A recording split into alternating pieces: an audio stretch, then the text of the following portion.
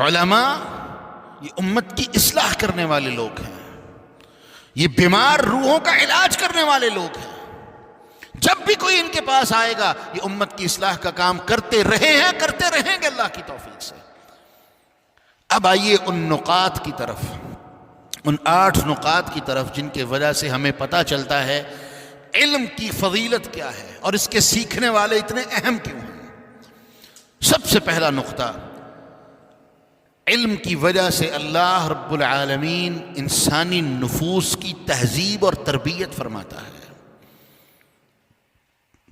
میں آپ سے ایک سوال کرتا ہوں، تاریخ آپ نے کچھ سنی ہے، پڑھی ہے؟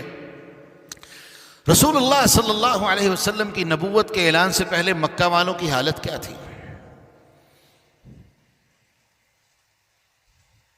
بچیوں کو زندہ درگور کرنا، عورتوں کی کوئی حیثیت معاشرے میں ان کے ہاں نہیں تھی، جاہلیت ان میں کوٹ کوٹ کے بھری تھی، معمولی بات پر قتل و غارت کے بازار گرم کر دینا اور سالوں جنگیں لڑتے رہنا ان کی عادت تھی۔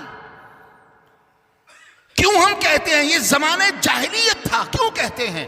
کیونکہ ان لوگوں کے پاس علم نہیں تھا، اور یہودی جو اس وقت علم والے تھے مکہ والوں کو، عربوں کو بالخصوص، مکہ والوں کو اور بالخصوص عربوں کو اتنا جاہل سمجھتے تھے کہ اپنی گفتگو میں اگر بقور حقارت کسی چیز کا نام لینا ہوتا وہ مکہ والوں کا نام لیتے تھے، اور یہی ان کی تکلیف کا سب سے بڑا سبب تھا کہ اللہ نے وہ لوگ جو ان کی نظر میں جاہل تھے انہی میں محمد الرسول اللہ صلی اللہ علیہ وسلم کو پیدا کر دیا۔ یہ بات ان کو ہضم نہیں ہوئی تھی، وہ مانتے تھے اللہ کے رسول کی نشانیوں کو، بیان بھی کرتے تھے۔ قرآن کہتا ہے کہ تم لوگ وہ تھے، تمہارے پاس کتاب تھی جس کتاب میں تم نشانیاں پڑھ پڑھ کے لوگوں کو کہتے تھے ان قریب ایک رسول آنے والا ہے، ہم اس کے ساتھ مل کے تمہارے خلاف جہاد کریں گے۔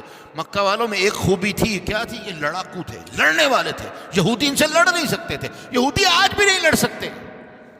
یہودی آج بھی صرف سازش کرتا ہے لڑنے کے لیے، وہ اپنے چیلے چانٹوں کو آگے کرتا ہے، خود کبھی نہیں لڑے گا، اس کے اندر اوقات ہی نہیں ہے لڑنے کی۔ لیکن اللہ نے مکہ والوں کو یہ جگرا دیا ہوا تھا، لڑنے کے اندر بڑے تیز تھے، اور یہودی اس بات سے ان سے خار کھاتے تھے، کہو بھائی ان کے ساتھ کون لڑے، کون ماتھا لگائے ان کے ساتھ، تو ان کو دھمکیاں دیتے تھے، ان قریب رسول آنے والا ہے۔ رسول آنے کا مطلب وہ جانتے تھے اللہ کی نصرت بھی ساتھ آئے گی، ہم اس کے ساتھ مل کے تمہارے خلاف لڑیں گے۔ اللہ نے کیا کیا؟ اللہ نے وہ رسول ان میں پیدا کر دیا۔ اب انہوں نے کیا کیا؟ انہوں نے اللہ کے رسول کو جھٹلانا شروع کر دیا۔ تو علم کی پہلی خوبی کیا ہے کہ اس کے ذریعے سے انسان، اللہ رب العالمین انسانوں کے نفوس کی تہذیب اور تربیت فرماتا ہے۔ اللہ رب العالمین قرآن مجید میں بیان فرماتے ہیں، سفیان بن عیینہ سے جب سوال ہوا علم کی فضیلت کیا ہے تو وہ کہا کرتے تھے تم نے اللہ کا قرآن نہیں پڑھا؟ اللہ قرآن میں کہتے ہیں فَاعْلَمْ أَنَّهُ لَا إِلَهَ إِلَّا اللَّهُ۔ یہ ہے تہذیب، پہلی چیز جو اللہ نے سکھانی تھی توحید۔ سب سے پہلے اللہ رب العالمین نے توحید کے ذریعے سے مشرکین مکہ کی تربیت کا اور تہذیب کا آغاز کیا، حتیٰ کہ سب سے پہلے یہ اللہ نے کس کو خطاب کیا؟ اپنے رسول جناب محمد الرسول اللہ صلی اللہ علیہ وسلم کو، سب سے پہلے اپنے رسول کو حکم دیا فَاعْلَمْ أَنَّهُ لَا إِلَهَ إِلَّا اللَّهُ۔ میرے رسول سب سے پہلے آپ سیکھ لیں اور اس کے بعد جا کے امت کو بتا دیجئے کہ اللہ کے علاوہ کوئی معبود برحق نہیں ہے۔ اور یاد رکھیے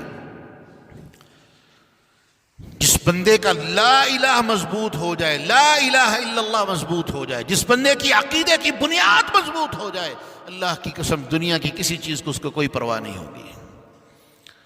اور جس بندے کے عقیدے میں کمزوری ہوگی، جس بندے کے لا الہ الا اللہ میں کمزوری ہوگی، شک اور شبہ ہوگا، وہ چھوٹی چھوٹی چیزوں سے متاثر ہوتا ہوگا، یا ہندوانہ رسوم اور سوچ اس کے دماغ میں کہیں ہوگی کہ کالی بلی آگے سے گزر گئی تو منحوست ہے، کتا گزر گیا تو نحوست ہے، کوا بنیرے پہ بیٹھ کے کائیں کائیں کر گیا تو نحوست ہے۔ اگر وہ ان چیزوں سے متاثر ہوتا ہوگا، ایک چیز ہمارے اندر عام ہے، کیا؟ یہ آنکھوں کا پھڑپھڑانا، بائیں آنکھ پھڑپھڑائی، آج میری بائیں آنکھ پھڑپھڑائی ہے، خیر نہیں ہوگی، دائیں آنکھ پھڑپھڑائی، آج کچھ خیر ہوگی، ہاتھوں میں خارش ہو رہی ہے، مال آئے گا، پیر میں خارش ہو رہی ہے، بس مجھے لگتا ہے کوئی نحوست والا سفر کرنا پڑے گا. یہ ہماری جاہلانہ سوچیں ہیں. اور یہ مت سوچے کہ یہ صرف سوچیں ہیں، ان چیزوں کا اثر انسان کے عقیدے کے اوپر پڑتا ہے. لا الہ الا اللہ کا جو عقیدہ ہے وہ اس سے کمزور ہوتا ہے. اور اسی بات کو امام بخاری رحمۃ اللہ علیہ نے اپنی کتاب صحیح البخاری میں ایک باب قائم کیا ہے، باب العلم قبل القول والعمل، کہ لوگوں عمل کرنے سے پہلے، دعوت دینے سے پہلے، عمل کرنے سے پہلے، دعوت دینے سے پہلے، تبلیغ کرنے سے پہلے، خود کو عمل میں ڈالنے سے پہلے تمہارے لیے سب سے بڑی اور بنیادی جس چیز کی تمہیں ضرورت ہے وہ علم ہے. پہلے علم سیکھو، علم سمجھو، پھر اس کے اوپر عمل کرو، اور پھر جا کے اس کو لوگوں کے اندر منتقل کرو.